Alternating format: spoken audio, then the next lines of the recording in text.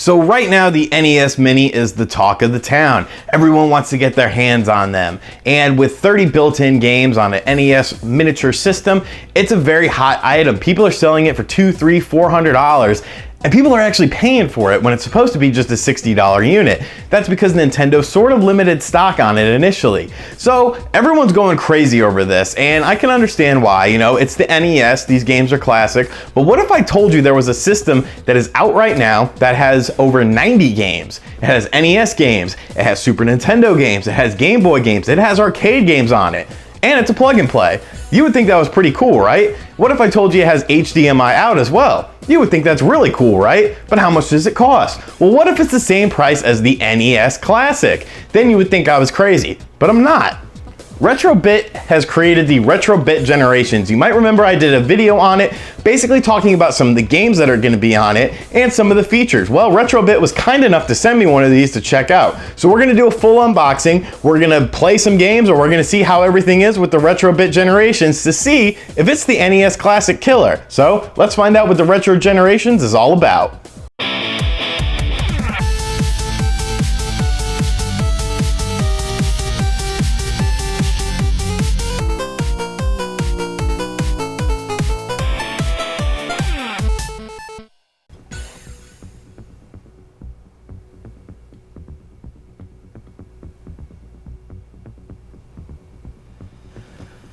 Alright, so here we have the Retrobit generations. As you can see, there's games from Capcom, Data East, Irem, Jellico.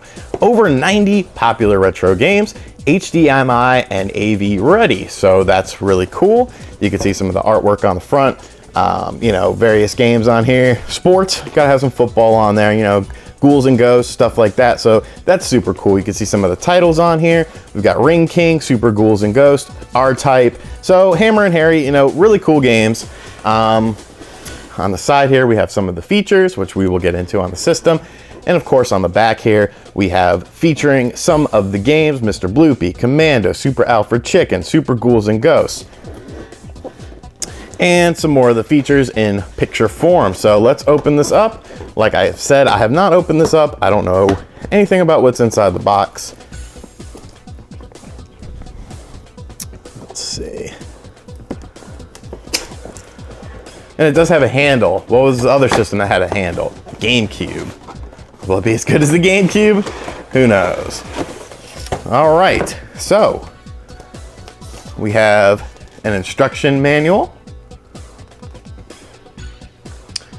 And we have the instructions, basically how to hook everything up, what to do with it, etc., etc. We have cables.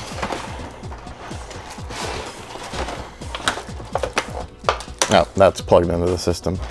So we have some cables, power supply, controllers, which are important.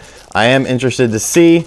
The controllers actually have a decent weight to them. I was kind of afraid they were going to be kind of cheap and crappy, but you know, obviously there is some with the weight of this part, but it feels pretty decent. It's a little light, but buttons feel good. Appears to be a mode button up here. D-pad feels nice. Start. Buttons have a good click. You know, no real complaints. It's comfortable. It works. Little light, but I could deal with it. You know, no biggie. And here is the system itself. This system is very light. Power button. Your controller slots are here.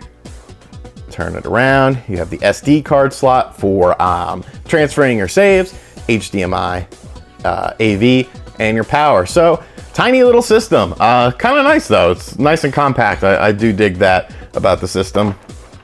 So yeah, 2 controllers. That's nice. You know, multiplayer right out of the box. So of course none of this matters if the games suck or the emulation sucks. So let's see what it's all about. Let's get to the games. So as I was setting this up, I do want to commend Retrobit on the cord length of the Retrobit controller. I believe the NES Classic controller is like 2 feet long, the cord. This is more like 10 feet long. It is at the front of my television in my game room, and I have plenty of room, so kudos to that. So yeah, let's look at the games, because really that's what we're buying this for and that's what we're interested in. So let's see what games are on here. Obviously, I'm not gonna play every single game. There are over 90 games. I think there's over 100 games on this thing. So that would take forever. So let's just look at some of the games. We'll see what the games are and we will choose to play a few that I'm interested in, because there's a lot of interesting games on here. So let's check out and see some games. 10-Yard Fight, 1942, 1943. I've never heard of this. Alfred Chicken. Ooh, there's a Game Boy game. Oh, that looks kind of cool. Apocalypse, Argus, Astrohawk, Astyanax, Avenging Spirit. A couple Game Boy games. Got your bases loaded. What is that? So John Riggs did a video talking about what some of these games were. You might want to watch that because he knows more than I do about some of these obscure games, and there's a lot of Famicom only games on here. There are games that were never released in the States on here for various systems. So he has a good video kind of talking about each game a little bit individually.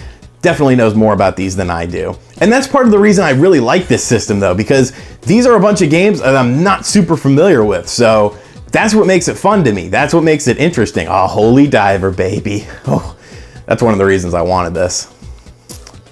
Jim Power, that is a cool game that I definitely want to check out. I'll probably actually check that out first. Knights of the Round, love Knights of the Round, and that's the arcade version of it. Lawnmower, yes! Oh, Legend. So Legend is actually going to be a future cartridge release from Pico Interactive, so that's pretty cool.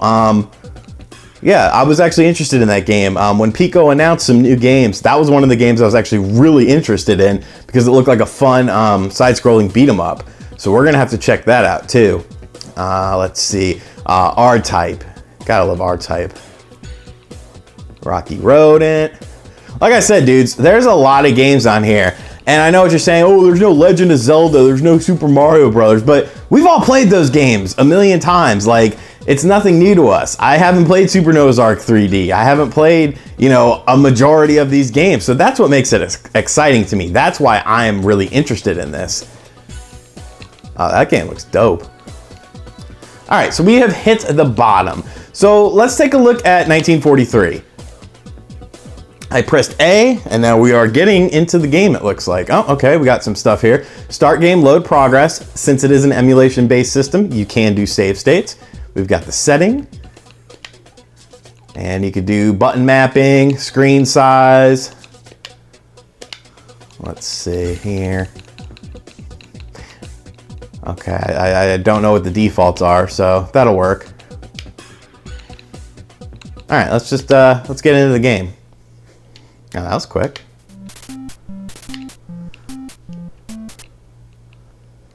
In 1943, our main fleet and the enemies, mobile unit have begun. Intense battle of. Okay, just get me in the game. Let's just go.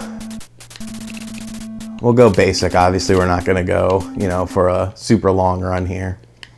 And like I said, this is running in HDMI. I'm recording this on the Elgato HD60, so this is all real-time gameplay footage, what you're seeing. And yeah, it's 1943. Classic shmup. Really enjoy this game. Very, very fun. Out of my way. I need my power. Need a turbo tap for this bad boy. Oh yeah, sprite shot. Now we're in business. Now we are in business. So yeah, it's 1943. It looks like 1943. It plays like 1943. It sounds like 1943. So far we are off to a good start. This is a game I've played a lot on the NES, so I figured it'd be a good game to start out with, just because I'm pretty familiar with how the game plays and how the game feels. So let's see, how do I get out of here? I believe you press start in A. Maybe? No? Okay. Mode and start. There we go. And so here you could see that you could save the game, you can load your progress, all that jazz. Start in mode exits the game. So yeah, let's go ahead and exit this bad boy. And let's play something looks a little more graphically taxing. No, you know what? I do want to try a Game Boy game. So let's check out Avenging Spirit. The cropping on this could use a little work here. As you saw, the text, it looks like it's stretched. Possess an enemy, position yourself on top of them and push the button. Okay. Okay. I like pushing the buttons. You must possess them quickly or they will exhaust your energy. Ah! That's kind of cool. Use the B button to attack and the A button to jump. I will do that. Die, die, die! There's a little time left. Please hurry. Stage 1. So that was a little tutorial. I've actually never played this game before, so it's pretty cool, I guess. Different. The animation's pretty smooth on it. Frame rate seems a bit lacking. I don't know if that is emulation based or if that's just how the game is. Considering it's a Game Boy game, it really wouldn't surprise me. All right, so I got knocked out. So can I take over this chick? Oh, wow, this is pretty cool. It kind of reminds me of Geist. You know what? When I was talking about Geist in the video, somebody told me about this game and I completely forgot all about it. And they were saying how you could possess other people, that I should definitely check this out. Awesome. Well, yeah, this is a game I definitely want to check out a bit more in the future. See, that's why I wanted this system, because I wanted to find games that I'm not familiar with, and I feel like there's going to be those on this system. Let's check out, let's see here. I wanted to do Legend, so let's check out Legend, and then we'll check out Holy Diver. And then we'll probably check out Knights of the Realm, because that, I believe, is the arcade version of the game. Arcade Zone proudly presents Legend. But no, like I said, this is actually coming out from Pico Interactive. As you can see, Pico Interactive are the people behind this game, and they're coming out with a Super Nintendo cartridge of it. I believe it was a very limited release initially when it first came out in Europe. I believe there were some North American sales as well, but I'm not 100% on that, so don't quote me on that. Let's start, baby. So this game looks interesting to me because, you know, big sprites, big colorful enemies, stuff like that. Cross the forest and find the old wizard. Do I have to kill the old wizard, though?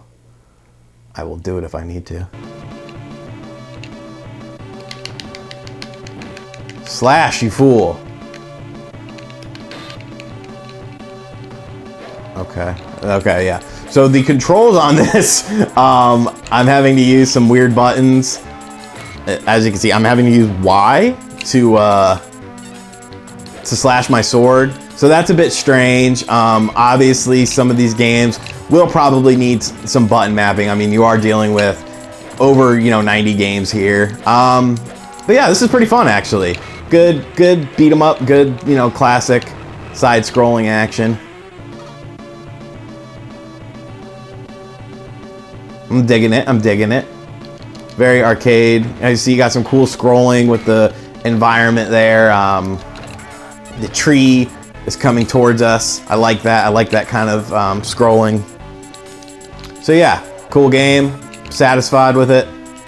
Once again, I'll delve more into these games in my personal time, but I just wanted to kind of give you guys an idea of how the system is, how the games run. Now, I have heard things about Mercs. I have heard Mercs does not run very well on this platform, and that there are a couple games that do not run super great. So we're going to check out Mercs here. Definitely want to see, we got to look at the good and the bad of the system. Let's play the arcade mode. I don't care. Yeah, so you could definitely see there are some frame rate issues. I believe that the Retrobit has been contacted about this. But yeah, there's definitely some frame rate issues with Mercs. So if you are buying this console strictly for Mercs, that's probably not a good idea. It is unfortunate because Mercs is, you know, a super fun game. But yeah, as you can see, you know, it's not my capture card. It's the actual game that's just not running that well. So I know Mercs was one of the games that I heard wasn't up to snuff. I did hear something about potentially Super RType, so let's take a look at that.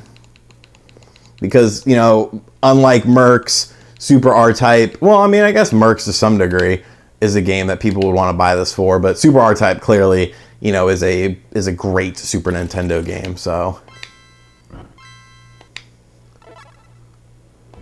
let's just get into it.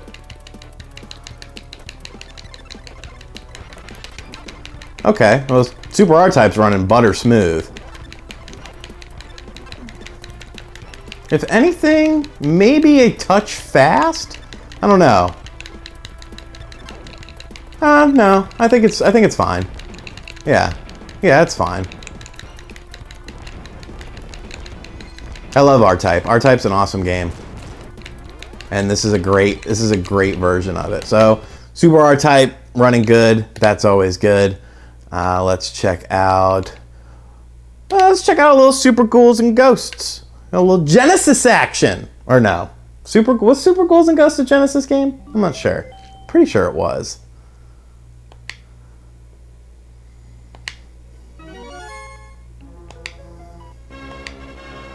Was it Super Nintendo? No, it was Super Nintendo.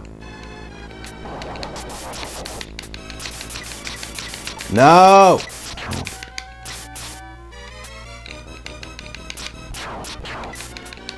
Everything seems kosher with this classic. Hard as hell game. Good lord. I've never been good at these games. I've never really played many of them either. That's why you see me like, hey, how do I get past this little jump here? I know it's kind of sacrilegious, but I've just never really played many of these. Hey, I figured it out. I will say the controls are definitely a non-issue as far as responsiveness goes. The controls have been working flawlessly as well as I need them to. So, you know, Super Ghouls and Ghosts looking good. And let's try one more game here. Something interesting. Let's see here.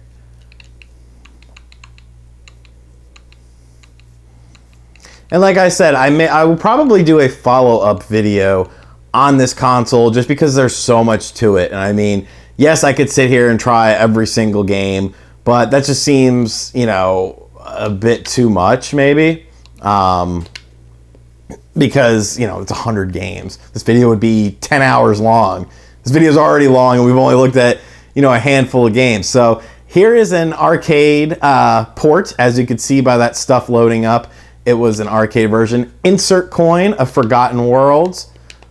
How do I insert a coin? How do I insert a coin? I don't know how to insert a coin, man. Oh, you hit the mode button. Okay.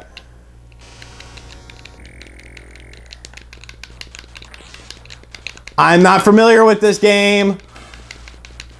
How do I change the trajectory? Oh my god, okay.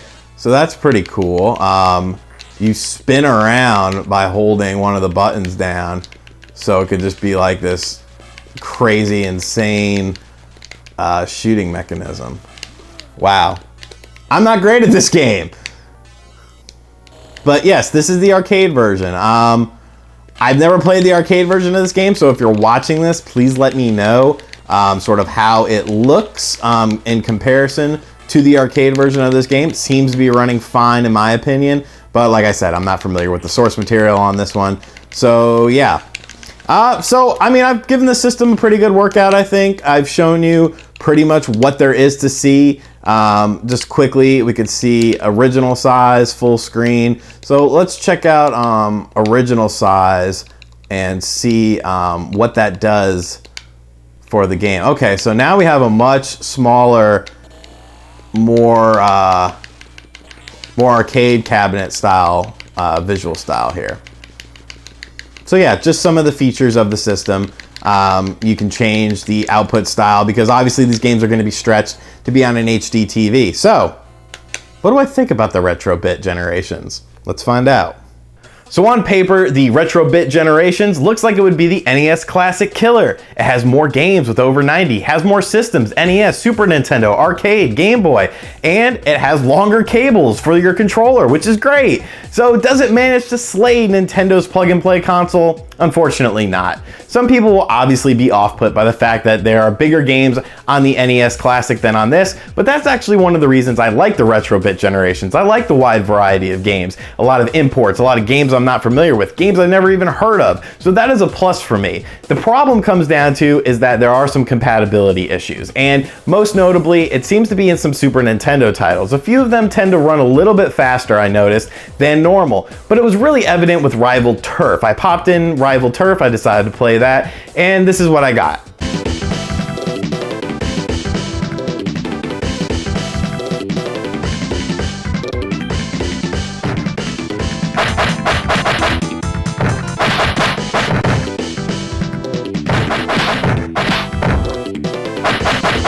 Now, as you can see, the gameplay is sped up, the music is absorbently sped up, and it just feels really weird. Now, I didn't notice this on every Super Nintendo game, but Rival Turf really stuck out to me, and there are some compatibility issues, like I showed you with Mercs. For the most part, all of these games run fine. I've been playing it for several hours now, and I haven't had really any big issues with any of the games, but there are a few stickouts, and unfortunately, that sort of does hold the system back a little. So while it might not be the NES Classic killer, it is a decent companion if you're looking for a plug-and-play system to complement that, because you are getting a lot of games, you are getting a lot of ease of use, and it's still pretty fun at the end of the day. I would like to thank RetroBit for sending me out this console to check out, and I'd like to thank you guys for supporting me, because without your support, subscriptions, comments, all that cool stuff, RetroBit probably would never even notice me. Thank you for liking this video. Leave me your comments down in the comments section below what you think about the RetroBit generations, and check out some other videos, check out my Patreon if you want, and be sure to subscribe to the channel. I'll catch you guys next time. Later.